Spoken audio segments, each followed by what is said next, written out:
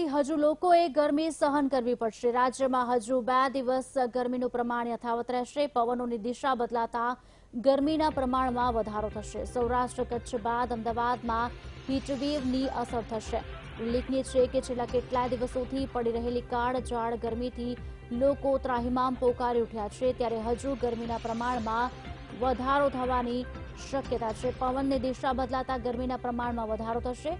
સૌરાષ્ટ્ર અને કચ્છ બાદ અમદાવાદમાં હીટવેવની અસર જોવા મળશે, એટલે કે હજુ પણ અમદાવાદવાસીઓએ 2 દિવસ ગરમી સહન કરવી જ રહેશે।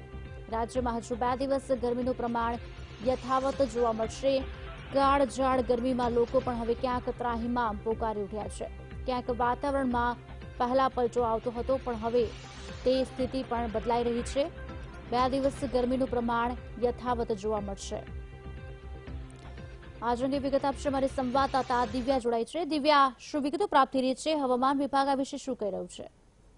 જે ખુશાલી, ખાસ કરીને જણાવી દઉં કે ગરમીનું પ્રમાણ દિવસે ને દિવસે વધી રહ્યું છે, ત્યારે બીજી તરફ હવે અરબી સમુદ્રમાં જે પવનોની દિશા બદલાઈ છે, સૂકા અને ગરમ ફૂંકાવાના પવનો જે ફૂંકાઈ રહ્યા છે, જેને કારણે સૌરાષ્ટ્ર અને કચ્છ સહિત અન્ય શહેરોમાં પણ હીટવેવની આગાહી હવામાન વિભાગ દ્વારા આપવામાં આવી છે। ત્યારે સૌરાષ્ટ્ર અને કચ્છમાં છેલ્લા કેટલાય સમયથી હવામાન વિભાગ દ્વારા હીટવેવ અને ઓરેન્જ એલર્ટ આપી દેવામાં આવ્યું હતું, જ્યારે હવે આગામી 2 દિવસ સુધી ગરમીનું પ્રમાણ યથાવત રહે અને હીટવેવની આગાહી પણ હવામાન વિભાગ દ્વારા આપવામાં આવી છે।